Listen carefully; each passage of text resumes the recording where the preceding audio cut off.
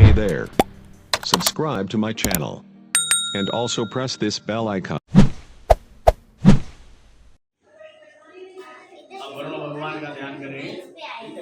ओम तत्वानि जाम ब्रह्मणा बंधमाना ऐरमाना ऐकात्मोखी अपां प्रतये प्रणाय नमः।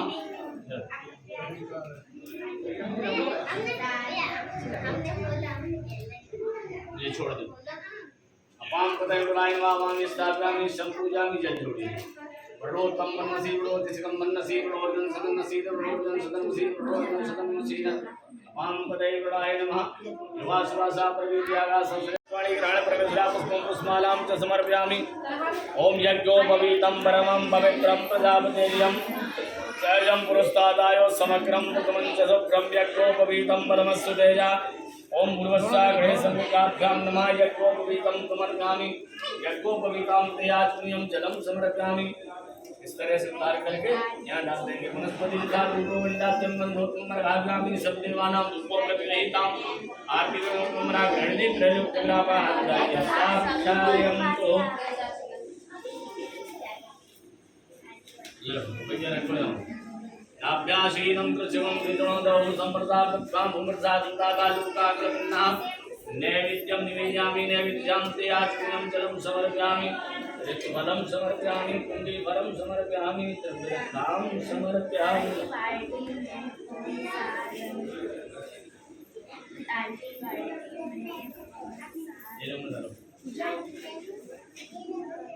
मनोज्योतिर्जगमादिष्टं तन्नेत्र संप्रदस्य देवावासन्तो सुप्रतिष्ठा भवन्तु। नाभ्याशीनं कृष्णं कृष्णोदौ समर्पा बुद्धां गुरुसाधुता गाजुता कृष्णा नैवेद्यं निवेदयामि। नैवेद्यं प्रियाश्मयं जलं समर्पयामि। दीपक की बात नाभ्याशीनं कृष्णं कृष्णोदौ समर्पा बुद्धां गुरुसाधुता गाजुता कृष्णा नैवेद्यं निवेदयामि। नैवेद्यं प्रियाश्मयं जलं समर्पयामि। फलं समर्पयामि। प्राणाय स्वाहा प्राणाय स्वाहा प्राणाय स्वाहा समानाय स्वाहा मध्ये मध्ये प्राणाश्मयं जलं समर्पयामि। कलश के पास प्रार्थना कर ले, रुक जा अभी नहीं। विघ्नेश्वराय वरदाय सुरप्रियाय लंबोदराय सकलाय जगद्धिताय नागाननाय सुत्यग्निभूषिताय गौरीश्वराय गणनाथनमो नमस्ते। त्वं वैष्णवी शक्यनं गिरिया विश्वस्य वीर्यं परमासिमाया सम्मोहितं देवी समस्तमेतत् समाद सभाजाई केचो भयात्तागा भोजन जगदेन्द्र समर्थ समर्जाताजाभ्या तम जगम्बर कनकोक्षं जातमकृता देवा अजात साध्यादिव्याश्रये शतपुरुषा विद्रागुणाविकल्पनामुखं तमस्यासि बाहुमरूपादा उच्यते ब्राह्मणवस्यां कमलशीलबाहुराजन्याकृता गुरुतदसुदवस्यां प्रधां गुणसूत्रो जायते चन्द्रमा मनसो जात चक्षुर्यो जायते लागाय संभालने जायते।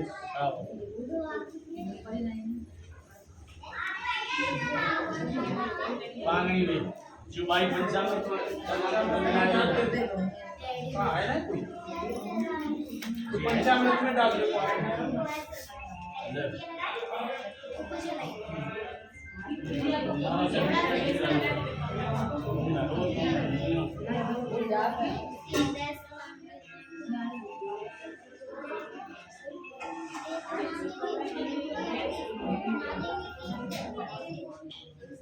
पंचनभ्यासस्त्रीमत्सवदसाः सोदेशो भवत्सत्ताः।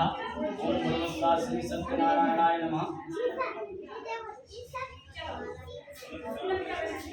चंदन से तिलक श्रीखंडनम चंदनम दिव्यं गंडाद्यं सुमनोहरं विलेपयामि। सुशेषं चंदनं प्रतिगृहीताम्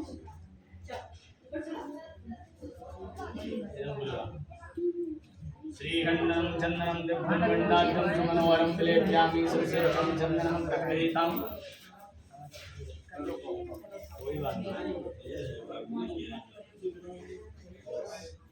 श्रीखंडनं चंदनं दिव्यं गंडाद्यं सुमनोहरं विलेपयामि। सुशेषं चंदनं प्रतिगृहीताम् माल्यादीनि सुवन्दीनि मालिकादीनि वैभवो मया नीतानि पुष्पाणि गृहाणपतिसालः। माल्यादीनि सुवन्दीनि मालिकादीनि वैभवो मया नीतानि पुष्पाणि गृहाणपतिसालः। पुष्पं पुष्पमालां च समर्पयामि।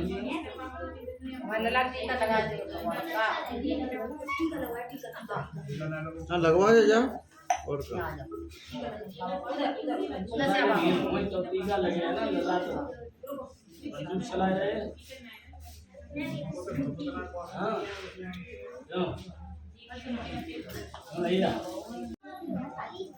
रामायण फोन कर ले रामायण कर दिया अरविंद ने। ले आ जा पकड़ पकड़, बुआ आ गई बुआ आ गई बुआ आ गई। गिरेगी नहीं वो, चल लेता है नहीं काफी तेज चलती है। उस समय तुलसी पर तुलसी मंगवाए थे तुलसी पर मंगवाए थे। लली तुलसी पत्ता ले ऊपर तुलसी पता ले बेटा जा ले ऊपर से ले आ तुलसी पत्ता। जा चलिए अपन छत पे ले अपन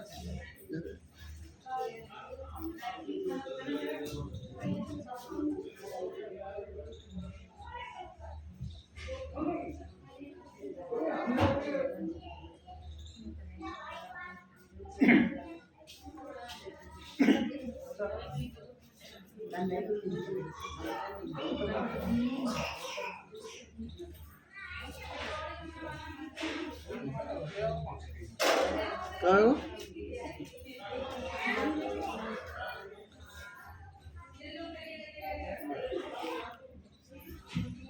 शांताकारं भजगशयनं पद्मनाभं सुरेशं निस्वाधारं गगनसदृशं मेघवर्णं शुभांगं लक्ष्मीकान्तं कमलनयनं योगवृद्धान्वन्यं वन्दे विष्णुं भवानं सर्वलोकैकनाथम्। ॐ नमः श्री सत्यनारायणाय नमः। आवाहनार्थे अक्षतपुष्पाणि समर्पयामि। छोड़ो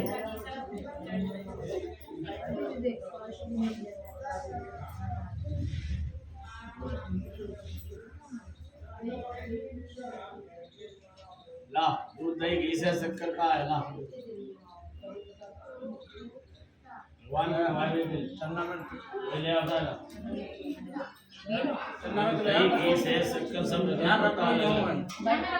डिब्बा में से निकाल लो। पुराण साफ करके जानने वाले श्री सूत जी महाराज से स्वर्णिका ऋषियों ने पूछा कि हे ऋषिवर किस व्रत अथवा तपस्या के करने से मनुष्यों को मनोवांछित फल की प्राप्ति होती है, ये हम जानना चाहते हैं। तो सूत जी महाराज ने कहा कि इसी प्रकार देव ऋषि नारद जी के द्वारा पूछे जाने पर भगवान कमलापति ने जैसा कहा था उनसे वैसा ही मैं आप लोगों को बता रहा हूँ, ध्यानपूर्वक सुनिए। एक समय की बात है, नारद जी महाराज नाना लोकों में भ्रमण करते हुए ऋतु लोक में आए। वहां आकर के उन्होंने क्या देखा कि वहां के लोग नाना प्रकार के दुखों से दुखी हैं, तो मन में विचार करने लगे कि किस तरह इनके दुखों को दूर किया जा सके। संत का हृदय जो है मक्खन के समान होता है, जरा सी ताप लगने पर द्रवीभूत हो जाता है।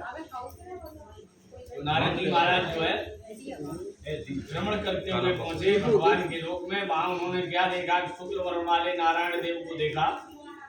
देखने के बाद नारायण देव की स्तुति करने लगे। नमो वांगमन सीताय रूपाय नित्याय आदि मध्य अंतहीनाय निर्गुणाय गुणात्मने सर्वेषां भूतानां भक्तिनां आर्तनाशने। हे वाणी और मन से परे स्वरूप वाले अनंत शक्ति संपन्न भक्तों की पीड़ा को नष्ट करने वाले परमात्मा, निखिल सृष्टि प्रपंच के कारणभूत, मैं आपको नमस्कार करता हूँ। जब इस प्रकार नमस्कार किया तो भगवान ने नारद जी से पूछा किमर्थम गतो असि त्वं केते मना वर्तति। बोले तुम यहाँ किस प्रयोजन से आए हो, तुम्हारे मन में क्या है वो हम जानना चाहते हैं। तो नारद जी महाराज ने कहा कि भगवान संसार के लोग बहुत दुखी हैं, किसी छोटे से उपाय से अगर उनके दुख दूर किए जा सकते हो तो कृपा पूर्वक बतलाइए। भगवान ने कहा बेटा संसार के ऊपर अनुग्रह करने की कृपा से तुमने बड़ी उत्तम बात पूछी है। एक भगवान सत्यनारायण का बड़ा ही उत्तम व्रत है जिसके करने से सभी मनोवांछित इच्छाएं पूर्ण होती हैं। ये पीछे कथा बहुत हो रही है, हमने कहा बंद रखो। बंद करने का फायदा है, बस कथा सुन ले आए तो कथा करोगे आए या फिर इस तरह बात करो जो मेरे कान तक आवाज ना आए। तो बोले ये तो तुमने बड़ी उत्तम बात पूछी है संसार के ऊपर अनुग्रह करने की कृपा से। तो नारद जी महाराज ने कहा किमं फलम किमं विधानम किम व्रत नियुक्तम। बोले इस व्रत का फल क्या है, इसका विधान क्या है, इसको कब करना चाहिए, कैसे करना चाहिए, वो सब विस्तार पूर्वक बतलाए। तो भगवान ने कहा कि देखो ये सत्यनारायण भगवान का व्रत है। जिस किसी भी दिन श्रद्धा भक्ति से समन्वित होकर सायंकाल में भगवान सत्यनारायण का पूजन करना चाहिए। नैवेद्य के रूप में उत्तम कोटि के भोजनीय पदार्थों को सवाया मात्रा में लेकर के भगवान को निवेदित करना चाहिए। घी, दूध, दही, शहद, शक्कर सभी भक्ष्य सामग्री, केले के फल सवाया मात्रा में लेकर के भगवान को निवेदित करना चाहिए और ब्राह्मणों को बुला करके कथा सुननी चाहिए और अपने बंधु बांधवों को बुला करके सभी के साथ में भगवान की कथा को सुनना चाहिए। नृत्य गीत आदि का आयोजन करना चाहिए। भगवान का प्रसाद ग्रहण करके और उनका स्मरण करते हुए अपने घर को जाना चाहिए। ऐसा करने से मनुष्यों की मनोवांछित फल की प्राप्ति होती है।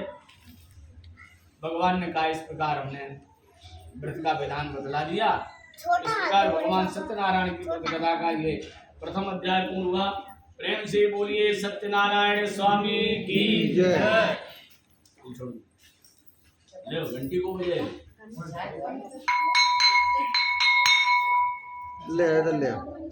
ले सुबह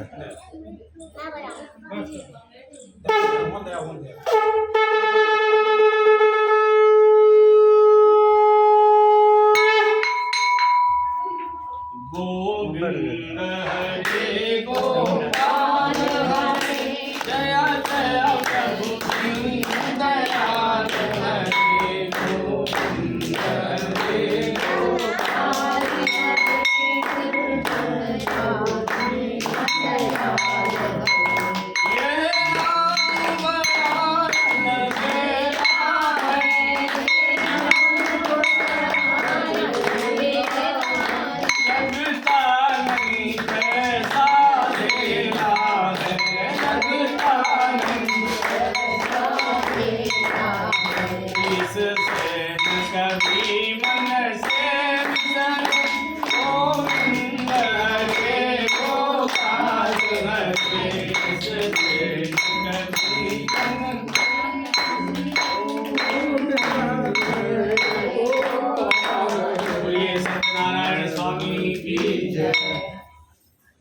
प्राचीन काल में दमड़ी काशी नामक नगर में अत्यंत निर्धनी ब्राह्मण रहते हैं। ब्राह्मण भगवान को बहुत प्रिय है। भगवान बूढ़े ब्राह्मण का वेश धारण करके आए और आकर के उन्होंने ब्राह्मण देवता से पूछा कि हे ब्राह्मण देवता ये बतलाइए आप नित्य पृथ्वी पर किस लिए घूमा करते हैं। भगवान से ब्राह्मण ने कहा कि महाराज मैं दरिद्र ब्राह्मण हूँ और भिक्षा के लिए नित्य पृथ्वी पर घुमा करता हूँ। यदि मेरी दरिद्रता दूर करने का आप कोई उपाय जानते हो तो कृपा पूर्वक बतलाइए। भगवान ने कहा कि देखो एक व्रत है जिसके करने से तुम्हारी दरिद्रता दूर हो जाएगी। तो ब्राह्मण ने कहा कि महाराज इसका विधान क्या है। तो भगवान उस व्रत के विधान को बतलाकर वहीं पर अंतर्ध्यान हो गए। ब्राह्मण ने सोचा कि जैसा वृद्ध ब्राह्मण ने कहा था मैं वैसा ही करूँगा। ऐसा विचार मंद रहने के कारण रात्रि में उसको नींद नहीं आई। प्रातःकाल उठा करके उसने संकल्प लिया और ये कहा कि आज मुझे भिक्षा से जो भी अन्न धन प्राप्त होगा उससे मैं भगवान का पूजन करूँगा। ऐसा उसने वहाँ संकल्प लिया और धनी लोगों के नगर में पहुँचा। उस दिन उसे अच्छा अन्न धन प्राप्त हुआ। उस धन से वो केले के फल, घी, दूध, दही, शहद, शक्कर सभी भक्ष्य सामग्री लेकर के आया। आकर के भगवान को निवेदित की और भगवान का पूजन किया। उस व्रत के प्रभाव से वो ब्राह्मण सभी दुखों से विमुक्त हो गया और धन से संपन्न हो गया। सूत जी महाराज ने जो सोनकाद 84 लाख ऋषि मुनि थे उनसे कहा कि भाई कथा तो हमने आपको सुना दी। तो ऋषियों ने कहा कि महाराज हमारी इस कथा पर श्रद्धा हो रही है, आगे और किन किन लोगों ने ये कथा कहलवाई उनका वृतांत भी हमें बतलाइए। तो सूत जी महाराज कहते हैं सावधान होकर के सुनिए। जब वो ब्राह्मण सभी दुखों से विमुक्त हो गया, धन दान से संपन्न हो गया, तो विस्तार के साथ में भगवान का पूजन कर रहा था। उसी समय लकड़ियों का बोझा सर पर रखे हुए लकड़हारा वहां से गुजरा। उसने देखा कि यहाँ कथा हो रही है तो लकड़ियां उन्होंने ब्राह्मण देवता के दरवाजे पर रख दी और ब्राह्मण देवता को प्रश्न किया कि महाराज आप ये क्या कर रहे हैं। ब्राह्मण ने कहा कि मैं भगवान विष्णु का पूजन कर रहा हूँ। तो बोले इससे लाभ क्या है। बोले जो भी हमारे धन संपत्ति देख रहे सभी इसी व्रत के प्रभाव से है। लकड़हारे ने कहा अगर ऐसा है तो मैं भी अवश्य ये व्रत करूँगा। उसने प्रसाद ग्रहण किया और धनिक लोगों के नगर में पहुँचा। उस दिन उसे लकड़ियों का दूना मूल्य प्राप्त हुआ। उस धन से उसने केले के फल, घी, दूध, दही, शहद, शक्कर सभी भक्ष्य सामग्री लेकर के आया। भगवान का पूजन किया और उस पूजन के प्रभाव से वो दंत्र लकड़हारा सभी दुखों से विमुक्त हो गया। जब तक इस संसार में रहा हर महीने की पूर्णमासी संक्रांति को भगवान सत्यनारायण का व्रत पूजन करता रहा। इस प्रकार भगवान सत्यनारायण की व्रत कथा का ये द्वितीय अध्याय हुआ। प्रेम से बोलिए सत्यनारायण स्वामी की जय। बजाओ भैया घंटी।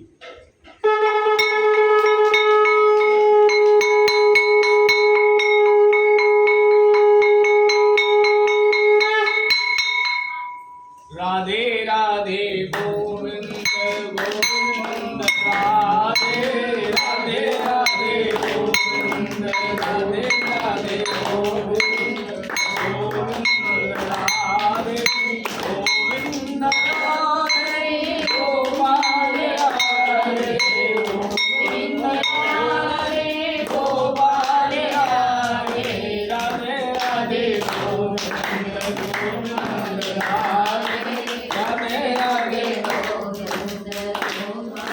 राधे प्रेम से बोलिए सत्यनारायण स्वामी की जय। ये जयकारा जितनी धीरे बोलते हो पाप उतने सर चढ़ते हैं, जितनी जोर से बोलते हो उतने दूर भागते हैं। अर्जी हमारी है, मर्जी तुम्हारी है। बोलो वृंदावन बिहारी लाल की जय। एक समय की बात है, प्राचीन काल में उल्का मुख नाम के राजा राज्य करते थे। राजा बहुत ही जितेंद्रीय थे, सत्यवादी थे, प्रतिदिन देवालय जाते थे। कमल के समान मुख वाली उनकी धर्म पत्नी इस तरह नहीं बैठते हैं। शील विनय से संपन्न थी, पति परायणा थी।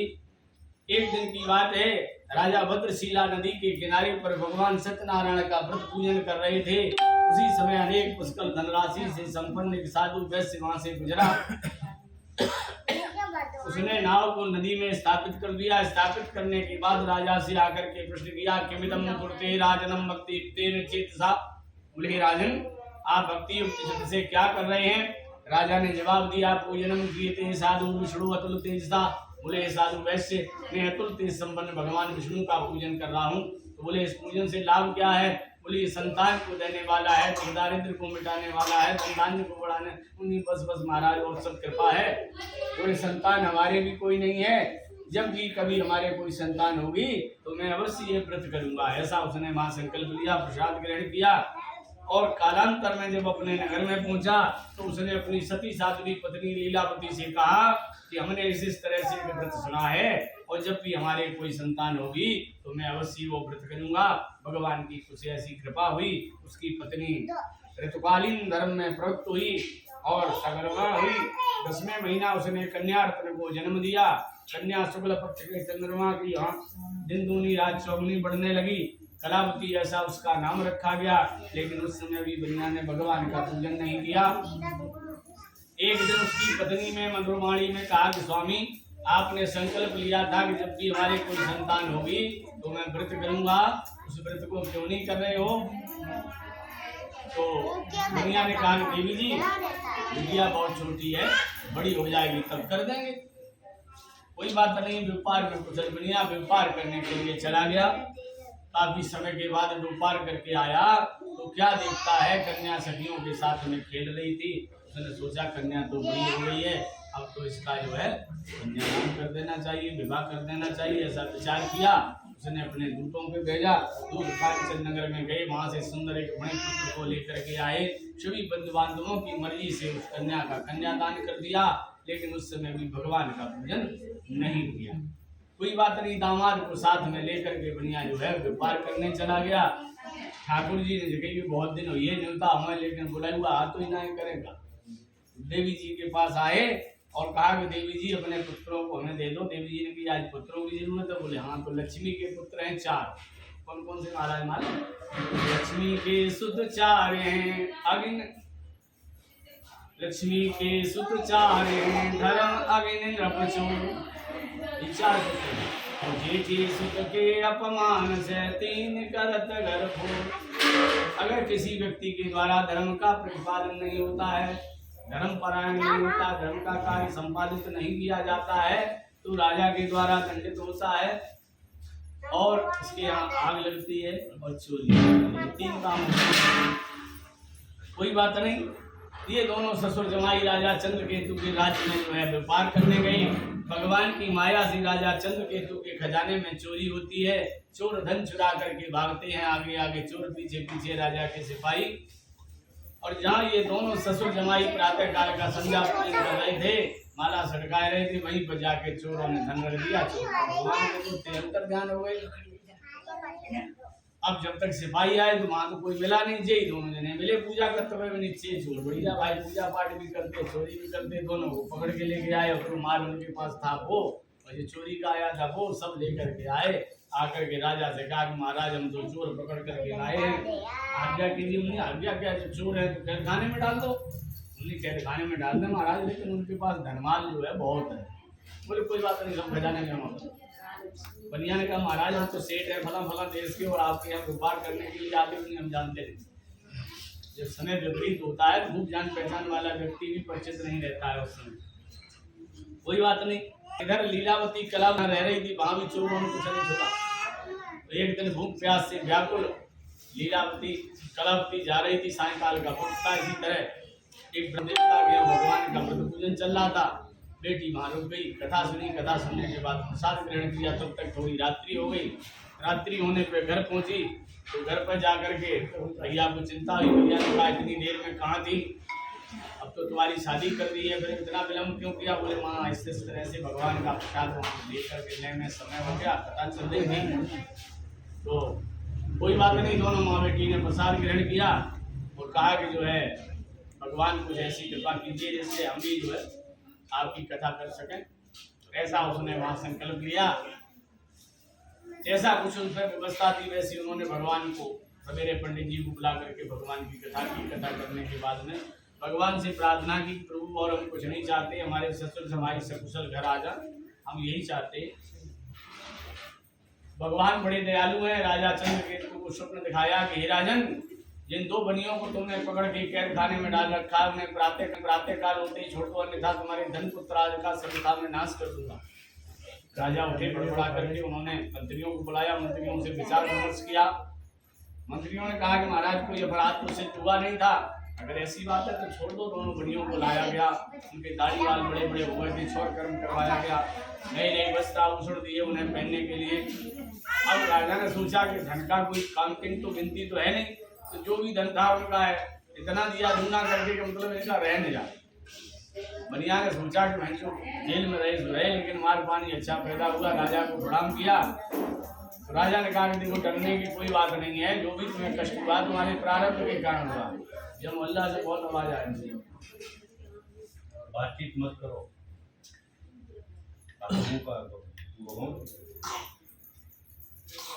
कोई बात नहीं, जो भी कष्ट हुआ तुम्हें तुम्हारे प्रारब्ध के कारण हुआ, इसमें मेरा कोई दोष नहीं है। बनिया राजा को प्रणाम करके अपने नगर के लिए चला गया। इस प्रकार भगवान सत्यनारायण की व्रत कथा का ये तृतीय अध्याय पूर्ण हुआ।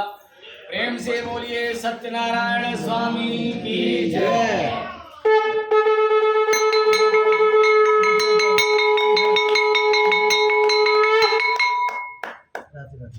और एक तेरो कहा गाठी से जाए हो जाए श्री राधा राधा कहने श्री राधा राधा कहने श्री राधा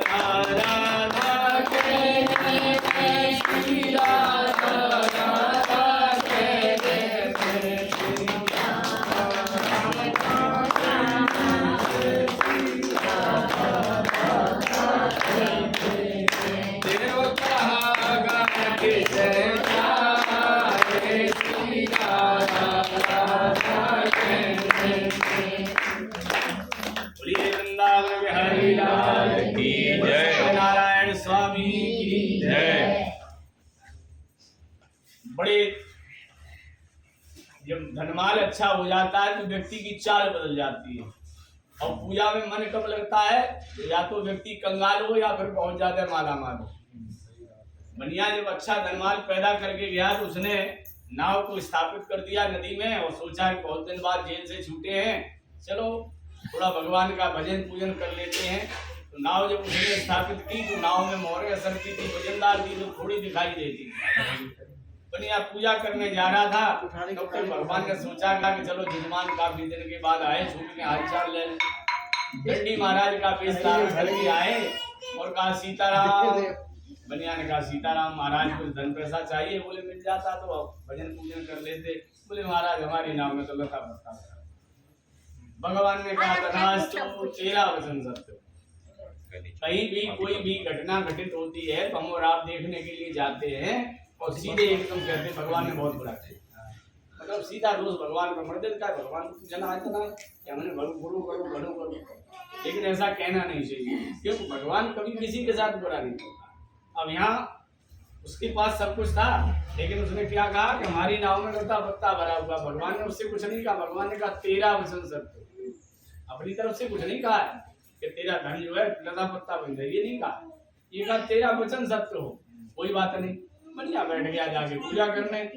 अब नाव में जब मोर सर्दी की जगह पत्ता हो गया तो नाव हल्की हो गई, इसको ले खाने लगी। बढ़िया काफी समय के बाद जब पूजा करके निवृत्त हुआ और नाव उसने देखी वो इतनी ऊंची जल पे छोले खा रही थी। नाव तो बहुत मजेदार थी, इतनी ऊंची कैसे उठ गई?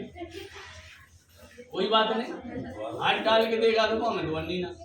अब जिसके पास करोड़ों अरबों रुपया हो और बाकी यहाँ चार आना पैसा न रहे, वो लोग का दशा हो जाए। बढ़िया मुंह से धोके देखा। दामाद ने नदी से जल लिया, छिड़का, होश आया, रोने लगा। दामाद ने कहा महाराज रोते क्यों हो? तो बोले और क्या करें भाई, यह तो परदेश है, यहाँ कोई कर्ज भी देने वाला नहीं है जो हम कहीं व्यापार कर लेंगे, कैसे मुँह से घर जाएंगे। लेकिन महाराज गलती किने की है? दंडी महाराज आए थे, उन्होंने गए तो गई थी सीताराम, उनने तो ना कही थी कि तुम हमें धन दे दो, तुम्हें ने कही धन पैसा चाहिए तो मिल जाएगा तो भाई हम पूजन कर लेते। फिर बोले हमें डिमांड पर दे बाबा जी सकत कर सकत। बोले बाबा जी की शरण में चलो। तो दोनों ससुर जमाई भगवान की शरण में जाते हैं और क्या कहते हैं कि तब माया बस बिरहूं बुलाना और कहते मैं नहीं प्रभु पहचाना। त्राहिमाम प्रभु हमारी और हमारी धन की रक्षा कीजिए। ऐसा कहते हुए दंडी महाराज के चरणों में दंड के समान गिर पड़े।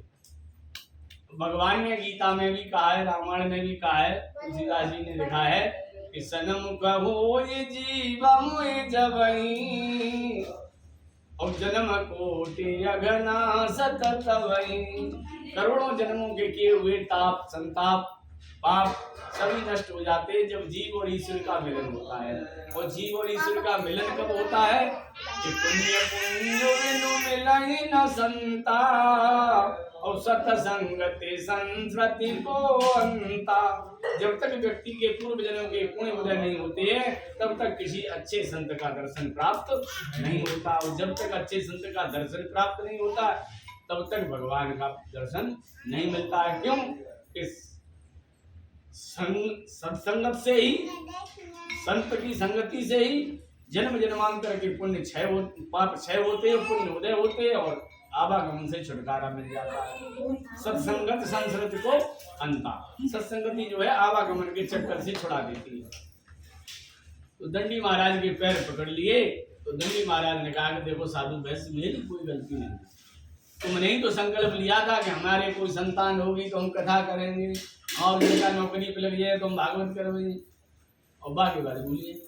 अब जगह पेट की हो तो डॉक्टर को सब चेकअप करा चुके, खिंचवाती नहीं आइए काम जो बोलो बदो भाई चढ़ाते ना भूल गए, कोई बात नहीं। तो बोले महाराज बनिया ने क्या जवाब दिया? महाराज बोले आपकी माया बड़ी बलवती है, देवता यक्ष किन्नर गंधर्व सभी विमोहित हो जाते हैं, हम तो मनुष्य ठहरे, हमारी तो विसात क्या है? बोले हम तो आपकी शरण में हैं। उसने पैर पकड़ लिए। भगवान ने कहा जाइए आज से हमारी माया व्याप्त नहीं होगी। बनिया ने आकर के देखा तो धन से परिपूर्ण नाव थी। वहीं पर उसने भगवान सत्यनारायण का व्रत पूजन किया, ब्राह्मणों को द्रव्य दक्षिणा दी और अपने नगर के लिए प्रस्थान किया।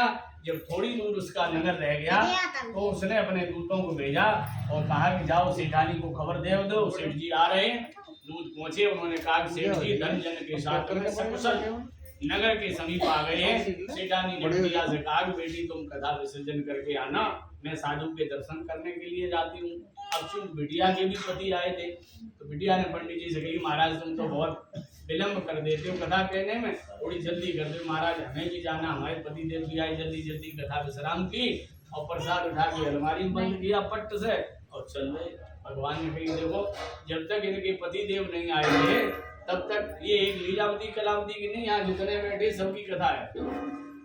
जब हमारे यहाँ घर पे कोई जन्मोत्सव है, तिलकोत्सव है या वार्षिकोत्सव है, कोई भी उत्सव मनाया जाता है तो हमारी माताएं बहनें जो हैं थोड़ी व्यस्त हो जाती हैं, भगवान से कहती ठाकुर जी आप तुम जनती हम कितने बिजी हैं, पप्पू को देखें, पप्पू के पापा को देखें, थोड़े में प्रसन्न हो जाओ।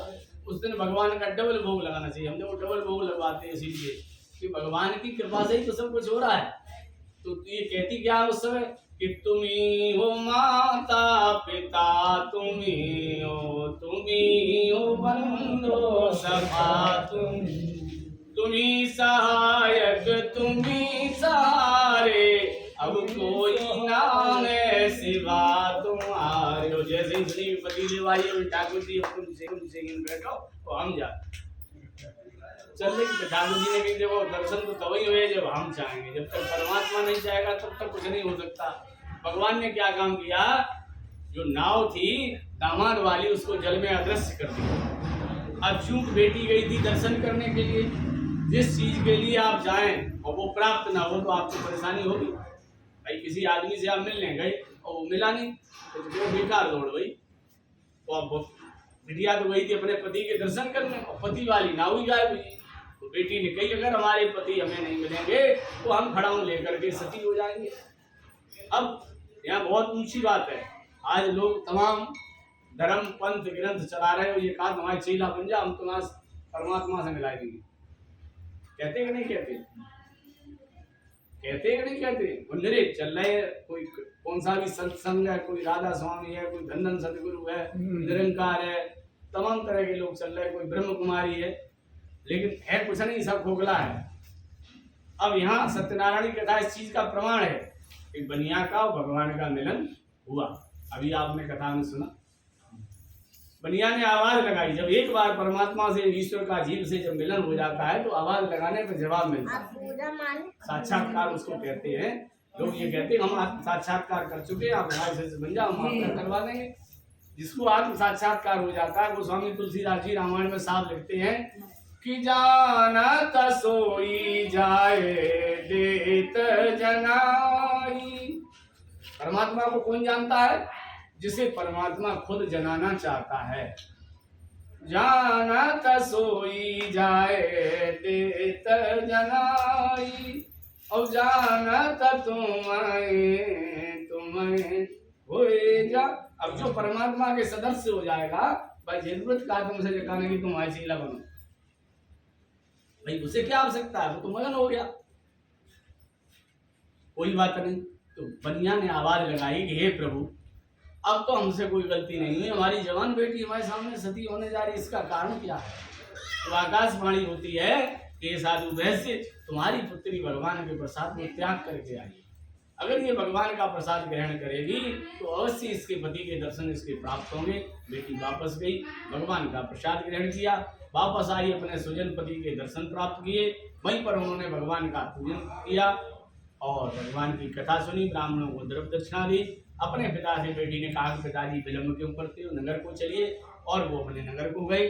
जब तक वो लोग इस संसार में रहे, हर महीने की पूर्णमासी संक्रांति को भगवान सत्यनारायण का व्रत पूजन करते रहे। इस प्रकार भगवान सत्यनारायण की कथा का ये चतुर्थ अध्याय हुआ।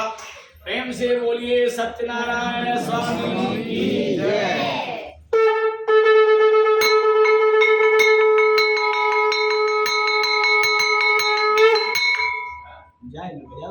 छुट्टी हो जाए बाजे लोग उठने काम आ जाता है। राधे राधे गोविंद गोविंद राधे राधे राधे गोविंद गोविंद राधे। तो भगवान के भजन में ताली नहीं बजाता, उसकी ताली पड़ोसी बजाते हैं, जब बजाए तो जब पड़ोसी बजाए।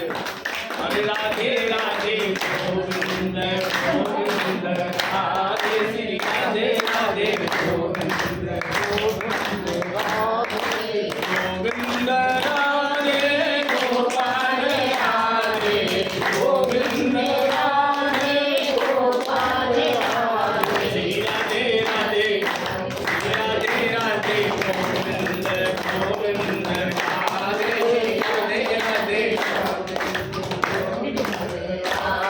प्रेम से बोलिए प्राचीन काल में एक तुंगध्वज नाम के राजा राज्य करते थे। राजा बहुत ही जितेंद्रिय थे, सत्यवादी थे, प्रतिदिन देवालय जाते थे।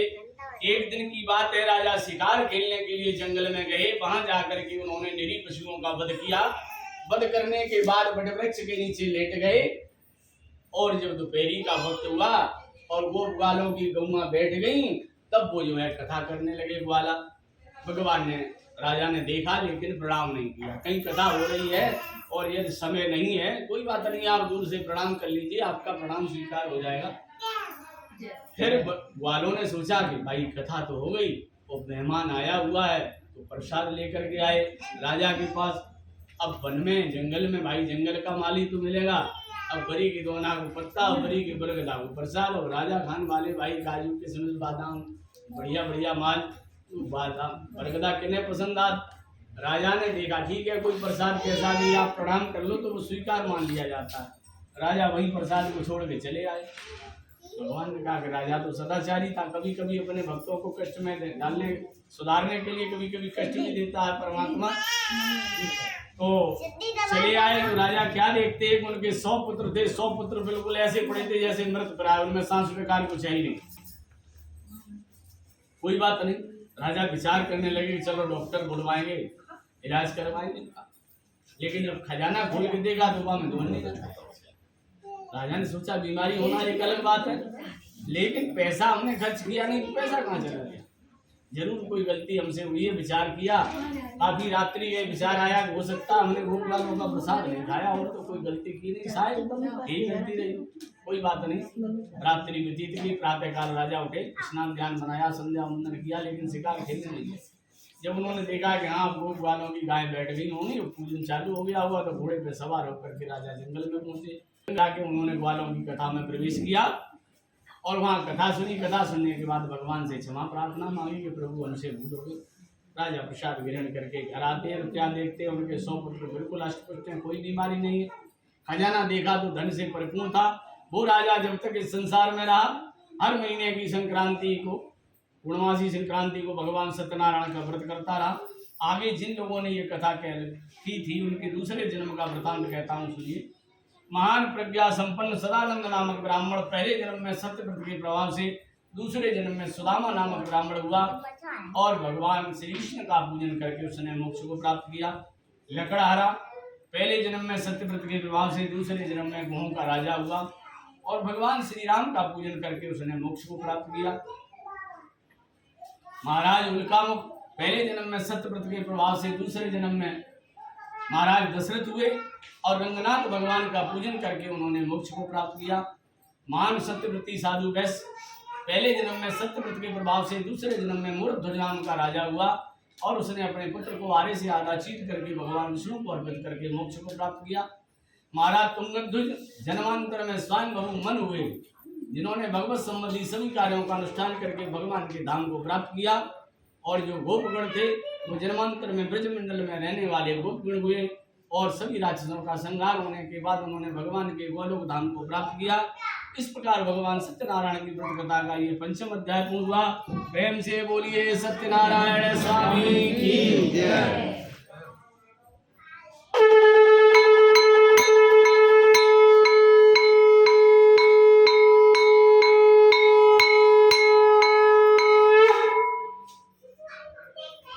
और सीताराम सीताराम घंटी सीताराम सीताराम सीताराम कहिए जाई बिरधे राधे राम कहि बिरधे कहिए। सीताराम सीताराम सीताराम कहिए जाई बिरधे राधे राम कहि बिरधे कहिए। किया अभिमान को फिर मान नहीं पाएगा, किया अभिमान को प्यारे कोई जो श्री राम जी को भाएगा, होगा प्यारे कोई जो श्री राम जी को भाएगा। धन्यवाद निर्विवाद राम राम कहिए, धन्यवाद निर्विवाद राम राम कहिए। जाई बिरधे राधे राम कहि बिरधे कहिए, जाई बिरधे राधे राम कहि। बोल वृंदावन बिहारी लाल की जय। नारायण स्वामी लाओ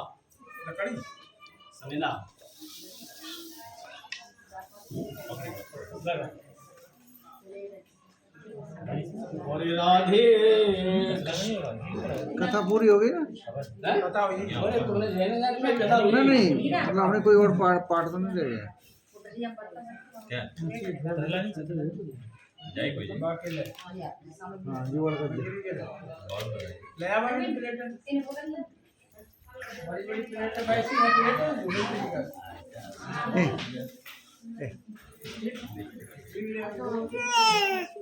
राधे राधे कर ले भजन भगवान पकड़ो पकड़ो करे परेशान बंद करो भैया ना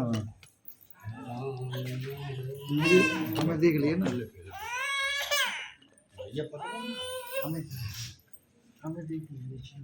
जय हनुमंत संत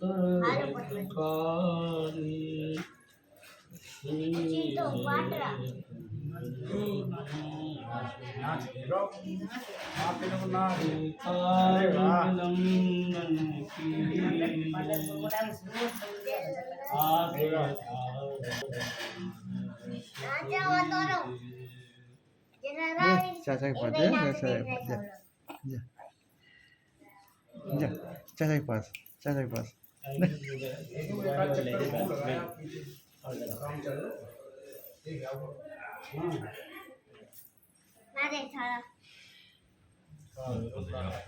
कमरों में भी मैंने क्या बातें कर भूख लगी क्या है? भूख लगी।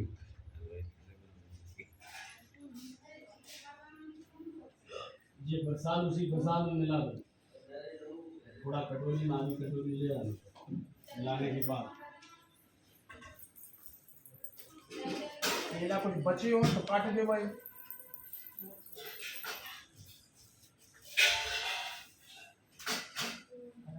नारायण अलग कटवाने ना उसमें कटवाने से क्या होता है कभी कभी अलग ही सकते हैं।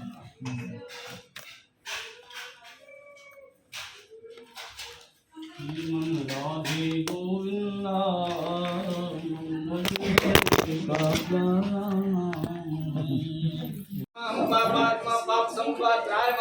पुंडरीकाक्ष सर्व पाप हरो भव सेवंतिका बकुल चंपक कपाटलाब्जै पुन्नागजाति करवीर साल पुष्पै बिलव प्रवाल तुलसी आधा पौना घंटा हुआ। 5 बजे करीब इसके बाद ही शुरू करेंगे, इसके बाद ही शुरू कर देंगे। मया भक्त्या ग्रहण परमेश्वरा ओम भूल भुवः स्वः श्री सत्यनारायणाय नमः मंत्र पुष्पांजलिं समर्पयामि।